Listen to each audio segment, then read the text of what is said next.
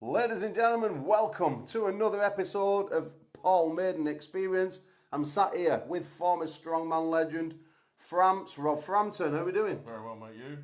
Yeah, very good, mate. Good training session. Oh, that was another brilliant one, wasn't it? It was fantastic. Things going well. I mean, we're going to touch later, Rob, about you off to Canada representing the UK again for maybe the 50th time in your career, but in a different sport now. You're doing that in arm wrestling. Anyone who's into arm wrestling are going to be knowing your name now. Big wins on ARMGODS in Ireland, scaring people to death. Guys, even like Declan Dillon, not even turning up to arm wrestle there you. you go, see? There's a fear or something, or maybe they missed the bus, but there you go. But I just feel that with your coaching, we've got a lovely, steady kind of way of training now. So every kind of, ARMGODS thing you put me into, and the opponents are all nice and right and perfect, and just smashing through it. And as for Canada, that's just that's the cherry on the cake for this year, mate. That's going to be fantastic, absolutely fantastic. Yeah, I mean, all joking about Declan. Declan actually wanted to come down today. I told him that we didn't have much time due to a few circumstances, but he's itching to get down and have a training session Oh, that's with good. you. Yeah. I'm sure he'll be fine. I'm only joking. He's sent me a list. He sent me a list of guys he wants to pull, wow. and obviously you're one of them guys. So good. I better be at the top of the list. It's going to happen probably October 22nd at the Wolverhampton event. Good. At the Hangar in Wolverhampton, amazing place. That I went looking at the venue a few weeks ago. Really chuffed with it. It was really nice. Good. So, yeah. So Rob, we're going to introduce you to the people who don't necessarily know you. Give them a little bit about your background. Right. So obviously Rob Frampton. I'm nearly 50. I did strongman for 22 years, from what I can remember, because I get asked it quite a lot. 240, 250 competitions in 20 different countries. Britain's Strongest Man, UK Strongest Man, England's Strongest Man, World's Strongest Man, Europe's Strongest Man. Lots of Latvian Cups, Lithuanian Cups, Polish Cups, Netherlands, China, America. And one of the places which I'm so good on my bucket list is I've never competed in Canada. So for me, that's fantastic. That's another one ticked off the planet list. So yeah, really excited. But for me, my transition into arm wrestling was so good, because obviously after 20 plus years of strongman, my body was tired. So I had a few injuries ongoing, sciatica and spinal bits and pieces. But as we know, with the table stuff, it's not really about your legs and other bits and pieces. It is to an effect, but it's all with the top part. So that's why the transition for me was fantastic, because I have to train for something. I can't just sit on my backside and not do nothing. And for me, I've always been interested in strongman. Obviously, following you for 20 years and knowing you for so long, and all the greats online as well as the man here. And I love it. I absolutely love it. It's one of those things where it's kind of embraced me like strongman embraced me. So for me, this is my vocation now for the next 10, 20 years, I suppose. Well, I'll be honest with you. I was going to ask you quite a lot of questions, but you've condensed it like what do they call them files? Condensing a file on a computer. Sorry, mate. No, I can chat, but then so can you. So I thought what I'd do, I'll get it in quick, and then we can start on something else. Yeah. Well, yeah. There's not much for starting. I think then we just come to end of your career. No, yeah. I mean, there's one little thing I want to touch on. You mentioned your leg, or I want to say lack of leg, and not many people will know. Oh yeah. I mean, if you don't mind us touching on it. No, sure. So I did door work for 18 years, and on a very wintry, cold January, 3 o'clock in the morning, January the 8th, 2006, some lovely person thought it'd be a really good idea to open the door of my car and shoot me in the top of the leg, in the glute, in the arse, really, with a sawn-off shotgun. Oh. So I had that to contend with. Obviously, strangely enough, your mind goes into a little bit of shock. So I jumped out of the car, leg was leaking quite profusely, lost 4 points of blood, 2 transfusions, 2 operations. The wound, I've still got pictures from what the police showed me, which was quite a good kind of good mark. Like you say, he jumped out of the car. Like, did the guy receive a right hand? No, I missed him. I was so pissed. So pissed. He was off on his toes. So, yeah, middle of South Sea, 3 o'clock in the morning, he was gone. Luckily, it was winter, so it was 0 degrees, nice and cold, so the blood didn't, I didn't lose all my blood there. I lost a fair bit of blood there. And I had a nice hole of about that and about that deep. And it was only because of my size. I was 167, 168 kilos back then. It was my size, my body weight, and the size of my leg that saved my leg. And cold weather saved my life. Otherwise, I'd have bled out. So there we go.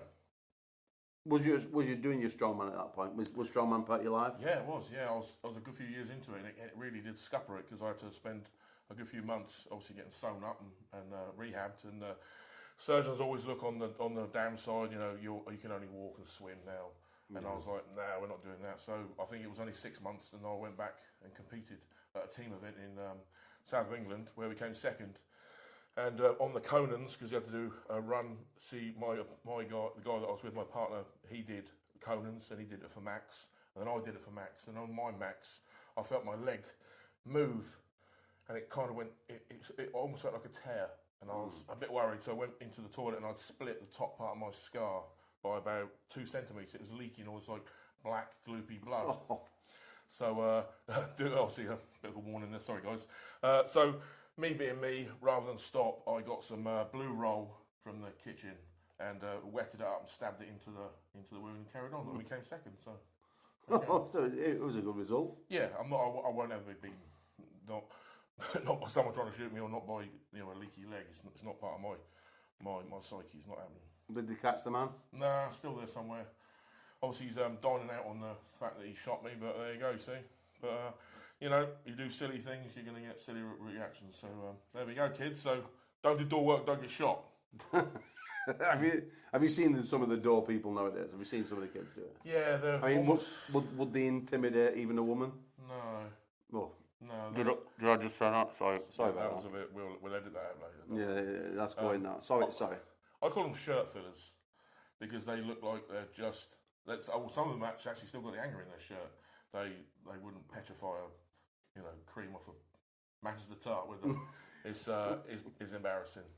But yeah, it's just how it is now. I spoke about this with a friend of mine, like how times have changed. Like from being a kid, like you was involved in like whatever, going knock and run or whatever. But if local Bobby come, he was always 6'2", whatever. Yeah. He was always 15, 16 stone. He was a fearsome looking guy, no matter what. Yeah. When the Bobby turned up, you thought, you didn't want the local Bobby to come and get you, did you? Yeah. But nowadays, I mean, you see these Bobbies and they jump out at van and like they couldn't stop anything. Could they? I mean, like no wonder, in my opinion, there's no respect for coppers nowadays. Exactly. Because no size doesn't. You get these people. This definitely small man syndrome. You're going to be saying there's. It doesn't matter how big you are, blah, blah, blah. But it really does. Yeah, because if you see, or for the majority of the world, if you see a 6'4", 17, 18 stone bloke coming over, which for the Americans watching is like 250, 60 pounds, if you see that sort of guy walking over, then you're going to be thinking, oh, I up. I could be I could be in a little bit of trouble here. But if you see Ned Flanders walking over, he's 5'8", he's 9 stone or 160 pounds or something like that. You're not that worried. You don't have the same effect. Plus, they all look like they've bought loads and loads of stuff off Wish, and they've got so much around their, they've got go-go gadget belt with pocket knife, torch, umbrella, small ladder. And they're running around with all the stuff around their belt, and it's just about holding up their little trousers, bless them. And plus, they can't do nothing anyway. They're so, with human rights and all this, they can't give you a stiff 10 off. When we were kids, like you say, the local Bobby give you a smack round the head, and then told you, your old man, you got another one when you went back home. Yeah. Now there's nothing like with the teachers. I was, when I did go to school, I didn't, spend much time at school, but I was really respectful and quite scared of my teachers because you knew you were going to get eyed in either with a slipper or one of the guys had a metre rule. and he give you a smack across the hands. Yeah. You knew not to mess about. My mum used to give me a mean smack with a slipper, Rob. She was vicious. Taught you though, didn't it? What further washing up liquid and slipper. Oh yeah. But as I got older, I started giggling, and that made a slip, it worse, yeah. slipper me even more. You know. Well, you remember were you ever? I know it's different, but do you ever remember the school beetle? The guy, if you skived off school, your parents would tell you that the school beetle would come out and come and get you in the house and drag you back to school. I was absolutely scared. I never had a school beetle. Never had a school beetle. So I would hide, or obviously where we lived, we were quite rural, so I'd be down the field with like the dog and that, and out of the way because I just didn't like school. It didn't work for me. School beetle. I've never heard that one in my life. If anyone else has heard of school beetle, put it. It's probably a southern thing, guys. Put it, yeah. Yeah, school beetle. Yeah. I mean, so with them bobbies, like you didn't, you know, I remember you didn't want to mess around. I remember being on a motorbike as a kid and I wasn't insured on it, so I was just zooming up and down streets on a bike. Yeah.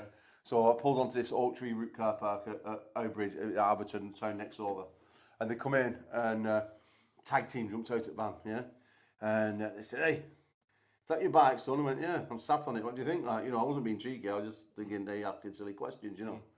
So he says, "Right, come and sit down here back at van a minute." So I went and sat down on edge of van, and he says, "Have you got an MOT for that?" Again, taking a mick.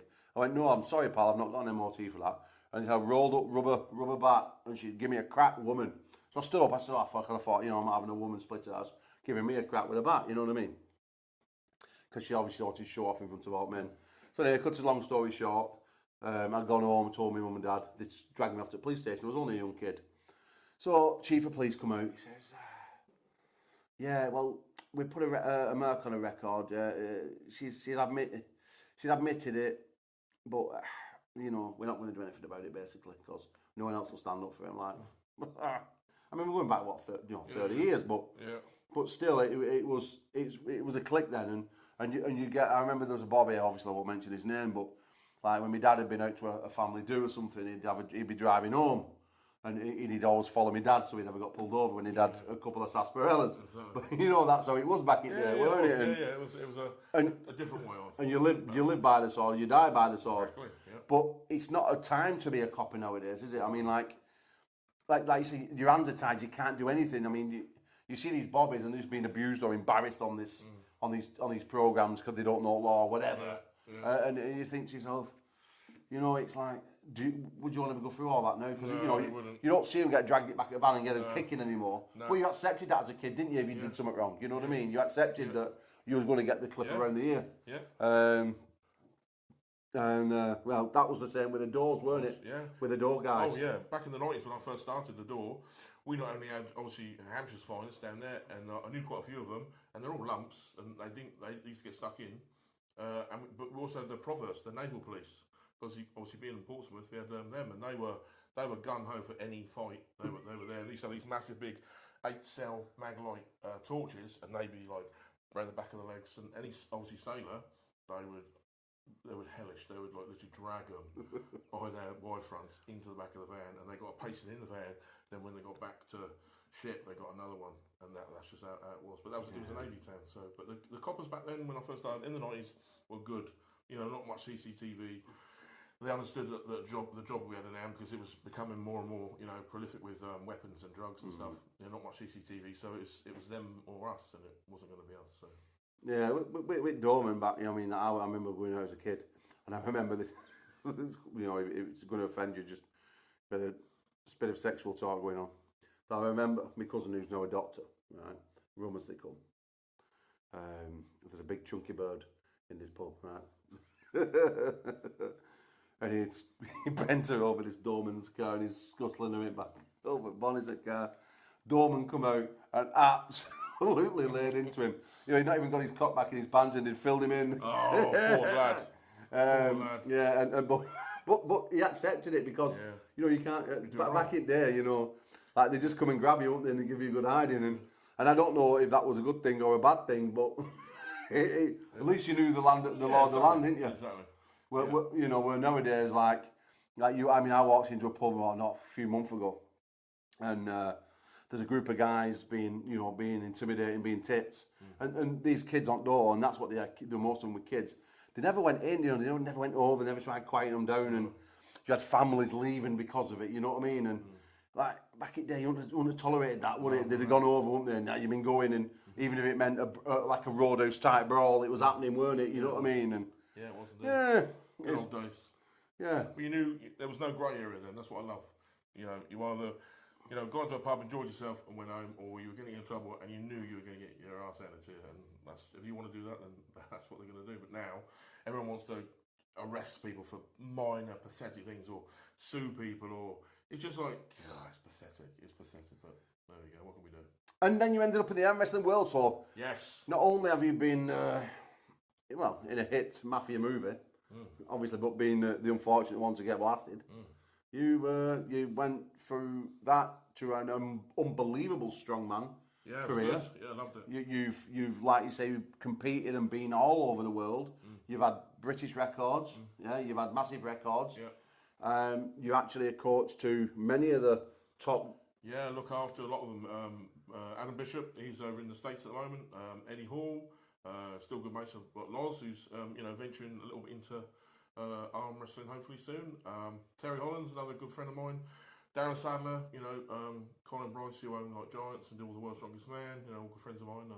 And yeah, it just keeps getting better and better. Obviously now with the wife doing what she does now with her strongwoman career, I'm always in that sort of circle. So you know, even though I don't do it, and I'm passionate and love arm wrestling, I'm still quite prolific with the strongman. So it works really, really well. It's great. And what do all your strongman pals say about the arm wrestling?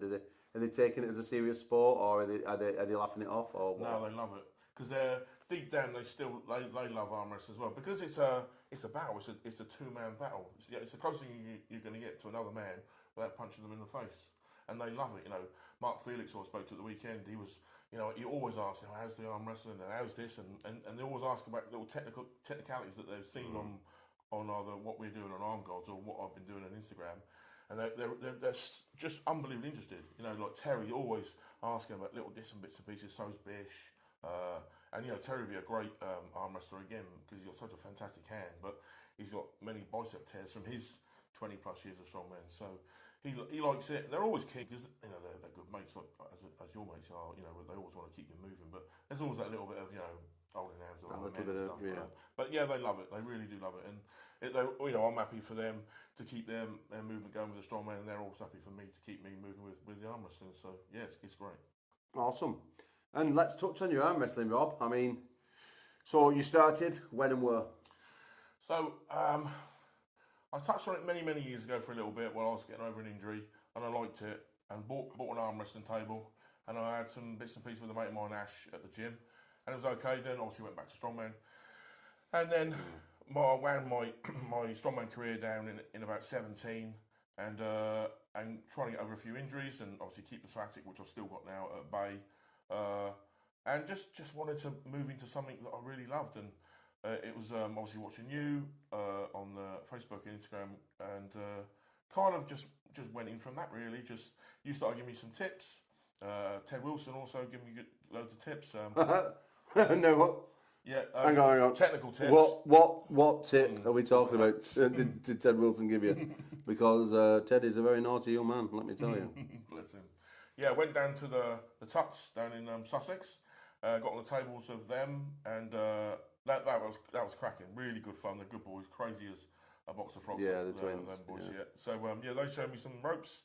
Then did a year or so with the Leeds boys, and then that's when I started getting more kind of in contact with you, because obviously I moved up here by then, and yeah, it was a mould and something that we kind of had to do because we've known each other so long. We thought, sod it, let's get together and start training properly. So I haven't looked back. You know, your coaching and stuff, which I've gone. I've always been strong, but being strong in the gym, being strong man is totally different to doing what you do on a table. And I've been humbled many times by many smaller, younger guys. You know, Tom Wilson, one of the Leeds boys, 70 odd kilos wet, and just would smash me on a weekly occasion, in or out of a strap, and I couldn't figure out why. But then he's good at obviously. But yeah, I absolutely love it. But it's the technicality that obviously we've shown today, and over the weeks, the progression which you'll show me with different bits is just fascinating. Love it. And what's been the most difficult transition for you? Lifting heavy. I've always lifted heavy, and now I don't lift heavy. And it took me 6 months to understand, but I don't need to lift heavy. I need to lift consistently, have the technique there, have the clarification of, time and repetition and replicating things that carry over onto the table. Yeah, and would you say that all your gym lifts have gone drastically down, or have you managed to maintain some form of? So I don't deadlift no more because there's no real need. My spine's like polystyrene, so I can't. I don't squat no more. I still leg press now and again when my sciatica allows me. I'm still strong on the bench. That's only come down a little bit. What sort of weight are you moving on bench? 200-ish for reps. So what sort of reps? I can do 200 for probably 5 sets of 3. It's not too bad then. And just touching on a little bit of that, have you took anything over from your strongman days to arm wrestling? Like, so where you'd program your strongman training, are you doing something similar with your weights? Yeah, lots of back movements. So lots of auxiliary and lots of heavy rowing. Yeah. Which I've been good at, obviously, with my deadlifting strongman. It's carried over because I can feel it with more connection, especially in a strap. My row is really good. I've got lots of body weight to go with it. So yeah, row, lots of bicep work now because obviously strongman, we didn't really do much biceps because the bigger the biceps, the more impact or possibilities of tears and stuff. So now I can train my biceps. Always had a pretty decent grip, so I've been really trying to get that up as possible, but in different manners, with more cup, with not using the thumb as much, keeping the fingers strong and all the other bits and pieces which you've shown me. So yeah, it's great. Well, what I found the most difficult transition for you personally was getting your hand and your wrist to working together. Yeah. I mean, that was your weak spot for me. Yeah. I mean, you obviously, you're good rowing and your fingers are strong from all the equipment that you picked up. But yeah, I always found out your wrist was sore slightly. Even though it still goes back a little bit, you're pulling off that rotation. But obviously, it's massive improvements we've seen since. But I think for me, that was the most difficult thing to get through with you, weren't it? That you actually, you didn't want your wrist bending back. You wanted your wrist staying static or, in a positive way. And that's happened. And, you went to nationals. You presented yourself very well. You pulled masters and seniors, got 4th place. Since then, you've taken out British number 3 in Dwayne Reese in a super pull. You've had some pretty big wins over in Club Torture headquarters on the ARMGODS cards and stuff like that. So unfortunately, Declan Dillon match got cancelled. But that leads us to the Big B match. Big B from Canada, 380 odd pounds or 160 kilo, very similar to yourself. Yeah, he's a big chap. Yeah, similar body weight to me. Part of Team GB. Must be very, very looking forward to that. It's only 6 weeks away now. I can't wait. I go through it in my head how the experience is going to be and what I'm going to try and do on the table. But yeah, he's in for some trouble. It's going to be good. We got a game plan, obviously, as we always have. And yeah, I'm not travelling all that way not to win. So it never even enters my mind other than winning. So that's that.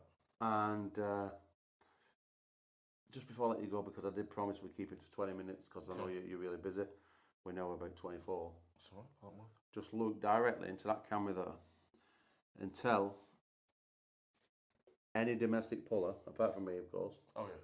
Who's getting it? Oh crikey. There's a good few out there. Obviously, Big B next.